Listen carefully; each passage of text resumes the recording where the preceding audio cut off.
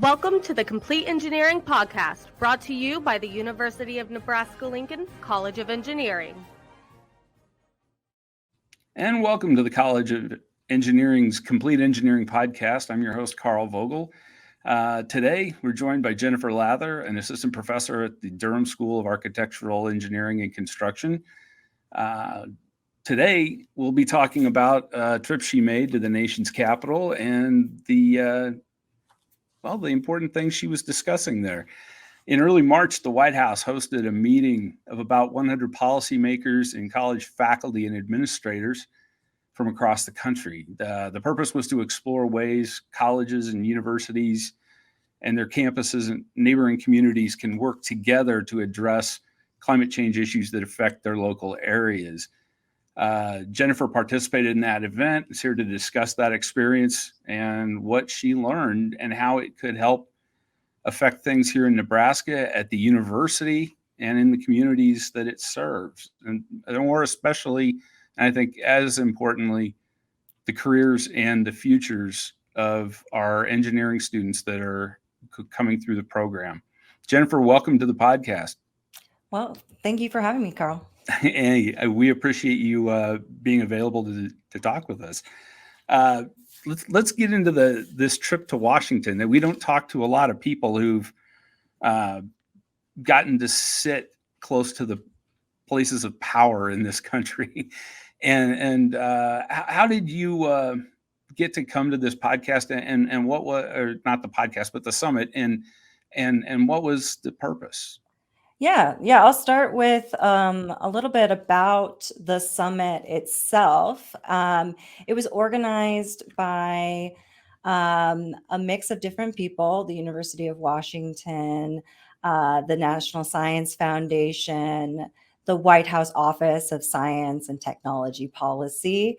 And what they really wanted to do is get people, representatives at universities across the country, trying to get one person at least from every state to be part of this, to discuss how campuses, how universities are really a great place to develop the skills that we need for, a changing climate, Mm-hmm. and then also discuss ways that we can work on translating those to real change in our local regions. And I was invited to represent the University of Nebraska. And Nebraska as a whole. I was very fortunate to get that opportunity. And part of that was because of the work that I've been doing at the Durham School in my research on how we use technology to enhance communication and teaming, as well as enhance decision-making in disaster response and recovery, as well as some of my background in sustainability and buildings and the built environment. And so I got to be the representative coming from that sustainable, resilient building infrastructure component, while many other people that were there were coming from different domains associated with climate. So a lot of chemists, a lot of social scientists. There was a very broad spectrum of different experts in the room that I got to discuss with. And what sorts of things did you get to hear being discussed? What kind of topics were they discussing in more detail that you were a part of? Yeah, so great question. We had a lot of policymakers talking about, well, what are they doing from a policy perspective? And then from the educators, what are they doing in terms of translating the best and the brightest skills to the people to make sure that they're able to translate into new jobs and new sectors, as well as engage with state, municipal, indigenous communities, to ensure that we're building that skill set and embedding it across the country. And what things, as a professor who does research and an educator, what sorts of things did you think were the biggest takeaways from this summit? Yeah, so some of the biggest takeaways are a lot of the skills that our engineers really need to have as they're thinking about where they want to be in their careers in Nebraska. We have obviously many different domains of engineering that we can go into, and each of those has both the domain knowledge, but also the impetus to interact with many different people across different skill sets. So I think that was one of my biggest takeaways, is that our students really need to know how to talk to other people, talk to people from different communities, communicate effectively with the different professions that are involved in some of these new and emerging industries, as well as where we need to be currently with our current skill sets that we need as engineers. Now that you've returned to Nebraska and you've had about a month back, what are the next steps for applying what you went through in Washington and learned? Yeah, so I mean, I think one thing I learned is that we all need to hear about those challenges and those lessons learned from doing the work that we do in our specific domains. And so I think having those connections across the country is a really important thing that I personally appreciated having that experience, but I also want to make sure that other people, that I'm continuing to talk to and network with the professionals here at the University of Nebraska and the students that are interested in clean energy, in sustainability, in resilient systems, to make sure that we have a way to exchange ideas and exchange resources, because many of the things that we are working towards, right, are going to be dealt with by very complex groups of individuals that have lots of different areas of expertise. So one, I was happy to hear that my challenges and lessons learned are not unique. And two, I was happy to now have a network to help connect people to other individuals, learn about different agencies, talk to policymakers about translating engineering and building science into things that we can actually achieve in the next, near term future. Definitely. And I imagine that this is going to have a growing effect and impact on the way that we set up our courses and our education here, the way that our faculty do research.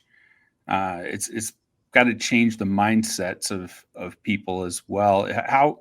How do you envision these things being applied here at the university and maybe in the state of Nebraska? Well, that's a great question. Whenever we're talking about understanding resilience and engineering, it's important that we have good definitions and that we learn those and embed those across our curriculum, whether we're in electrical engineering or in architectural engineering.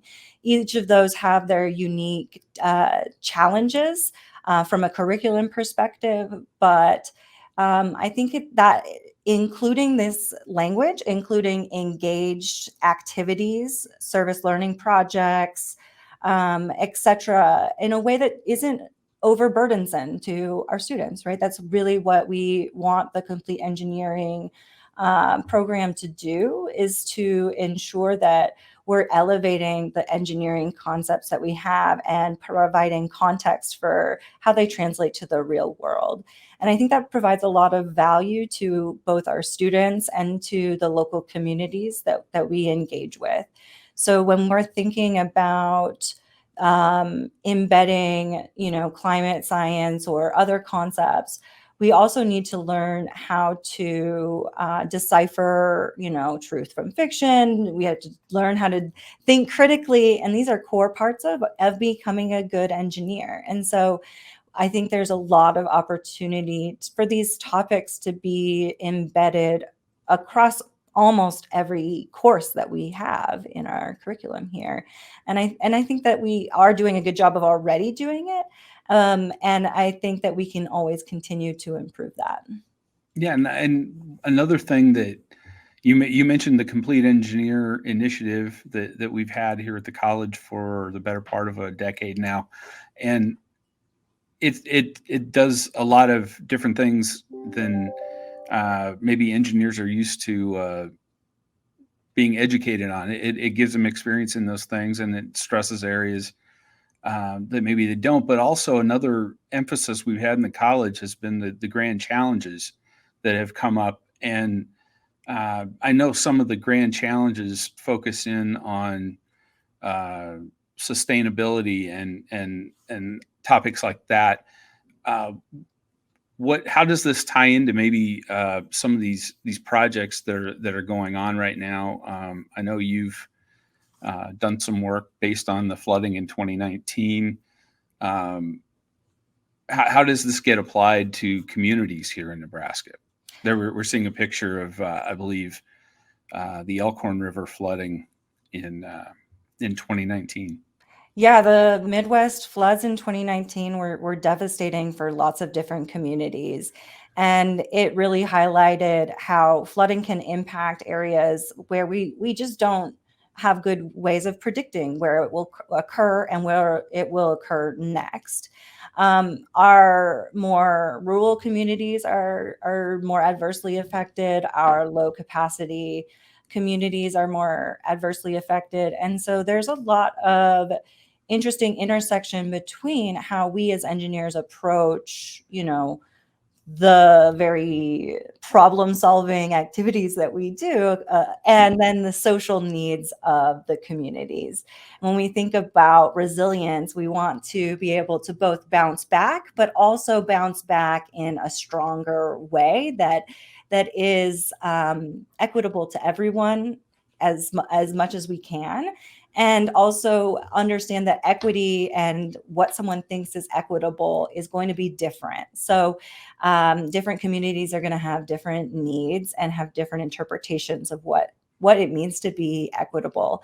And so as we think about disaster response, as we think about engineering solutions for managing flooding, we really need to be thinking of it as an integrative approach where we're taking into consideration some of these issues on the social science as well as on the natural science. And so I think that's a really important thing for us to be doing here at Nebraska.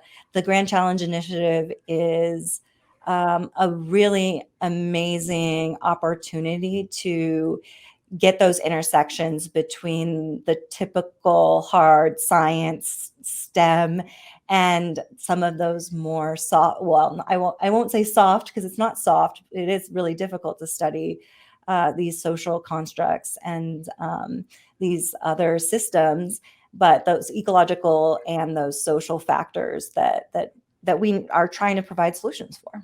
Yeah, and part of the Complete Engineering Initiative is talking about those non-technical hard skills, as they used to be called, that were so stereotypical of what engineers are and that kind of thing. And part of it has been a discussion of how the ethics of engineering are changing, and you mentioned community responses and dealing with communities. And when that you boil down the basics of that response, you're dealing with people, and you're dealing with people who have different viewpoints of things. And what sort of lessons can engineers apply here in dealing with these effects of climate change and how they affect communities that maybe we don't necessarily have put toward the forefront in the past?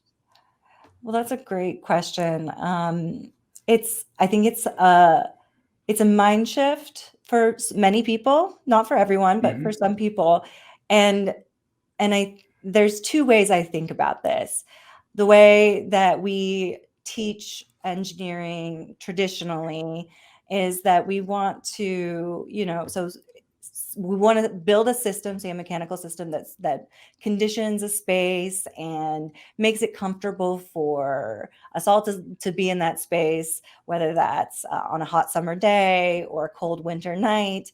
And so we do that. We design it for a single point. We design it for, okay, what's the most extreme case? And hopefully it'll always be okay. But we don't take into consideration the variation that we're going to have across a year. And so when we think about variation of both how the climate changes and how that impacts the energy we use, but also the people in that space, then we think about this in a more nuanced way. We're not just designing for a single point. We're not just designing for a single individual. We're designing for a spectrum of people. And so if we're going to be designing for a spectrum of people as engineers, we need to understand the variation in that population. And so as we think about addressing climate change and coming up with new solutions, I think just having a mindset of it isn't one size fit all, that we do have the opportunity to co-create and co-envision what innovation and innovative solutions will look like in the future. Right. And these changes, not just climate wise, but in the response, are going to put new, say, requirements or demands on engineers to be more versatile in their responses to situations. How do you think this can change the way we look at engineers and who they are and what they do? That's great. Yes. One of my mentors once told me, and always tells people the same thing, and I'll tell you all in the podcast here. Our technical skills are what's going to get us graduated from this program. We have to have those. But the things that are going to make us leaders in our jobs and in our communities is going to be those non-technical skills, those skills that are more critical thinking, the things that, say, a computer or an AI system can't do and can't function with. So these more non-technical skills are hard to put your finger on, but they're really going to be our differentiators in the people that are going to become CEOs or run businesses or make changes that are going to really impact our country and Nebraskans as a whole. And those non-technical skills include being able to talk to policymakers, being able to talk to community leaders and a lot of different people. Could you have imagined when you were an undergraduate working your way through your academic career that you would be talking to those policymakers and that you would be one of those people in Washington getting to tug on the ear of people in positions of power? No, I don't think that was ever in my purview. One, I don't want to be a policymaker.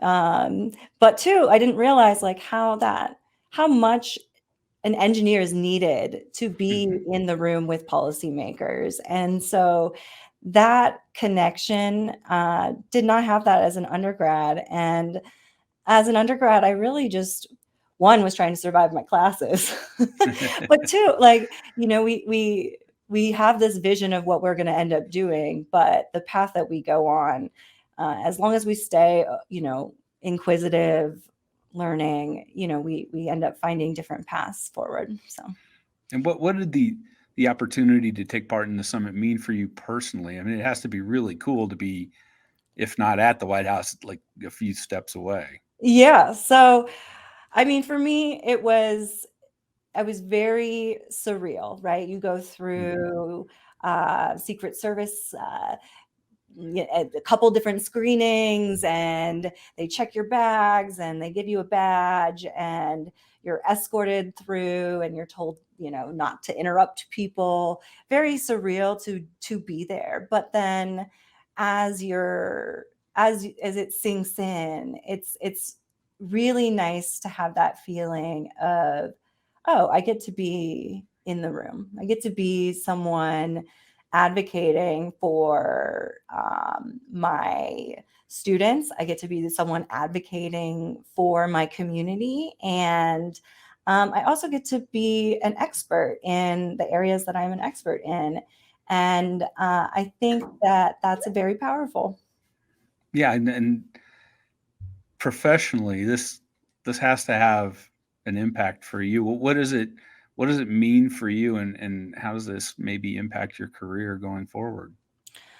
Well, time will tell how it impacts my career going forward. But I think I was just very excited to get to be a representative and to both represent my own professional interests around hopefully, making a better impact Mhm. on the world and on the built environment through my research and my education, and also hopefully develop my skills better so that I am that type, the engineer that can talk to policymakers. It's not a one and done skill. It's something that you learn about throughout your career. And so I feel like that was a great stepping point for me to be able to move over into those abilities and develop those further. Now, you talking to those policymakers, I imagine there aren't a lot of opportunities for you previously to do that, but does it get more comfortable over time? And did this trip maybe make it seem like that's a path that you're going to be more comfortable with in the future? Oh, that's a great point. Yes, of course. I don't think it was something that I would have thought as an avenue to approach.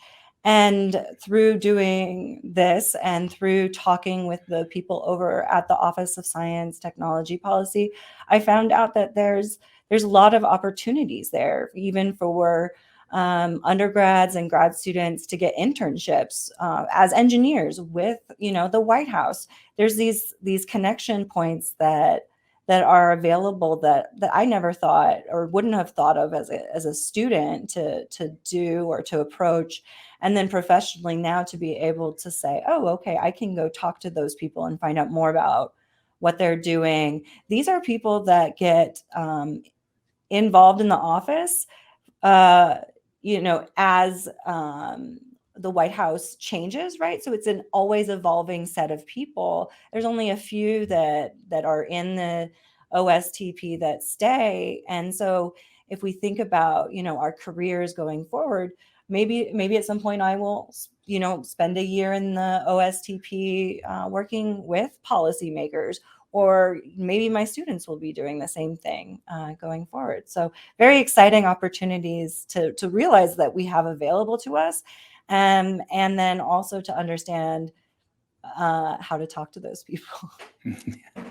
And it's got to be interesting for prospective college engineering students and current engineering students to be thinking about, maybe I get to do this somewhere down the line, and I'm sure there are a lot of them who doubt that would ever happen to them. What would you advise these students and prospective students about setting their goals and dreams for their careers? That's a great question. Goals for your careers, you want to start with what you're passionate about, and but then keep the door open for things like this. I was always a type of person that wanted to stay home and do things that were impactful on my local communities. I've ended up moving across the country to several different states and have learned to communicate with lots of different people with different life stories.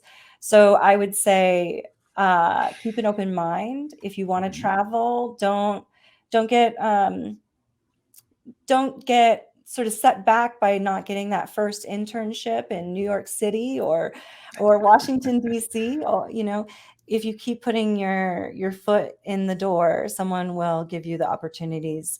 And then also don't close doors. right? You want to keep building your professional plethora of individuals through your colleagues, your classmates, and you want to do that with all of your professors, all the people that you've worked with into internships. All of these connections can lead to great things in the future that you don't realize that are available yet. And you developed a lot of contacts in Washington, I would assume, people that you might be able to lean on that you didn't know before. And that's an important part of being a success in engineering is knowing who you can talk to. Exactly. Yes. Your community, the people that you connect with professionally are a huge resource that you don't realize until you're a little bit older, all the opportunities that you have as a student to build that network. I definitely didn't when I was in my student shoes. And now, I'm luckily didn't do anything too terrible to ruin my reputation. No. But didn't do anything that would build that necessarily as strongly as I could have. So things to think about for the future, make sure that you're building that network and that you know who you can lean on and talk to about different things, whether it's people in Washington, D.C. or, your classmates. Yeah, no matter where you're working, you're always working locally.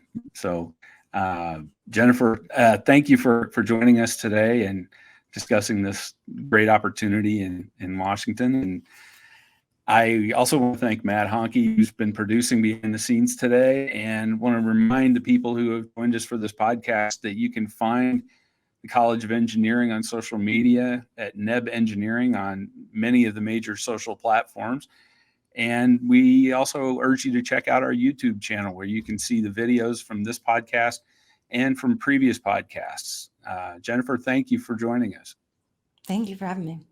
And have a great day. Thanks. Thank you for listening to the Complete Engineering Podcast. For more information, visit us at engineering.unl.edu.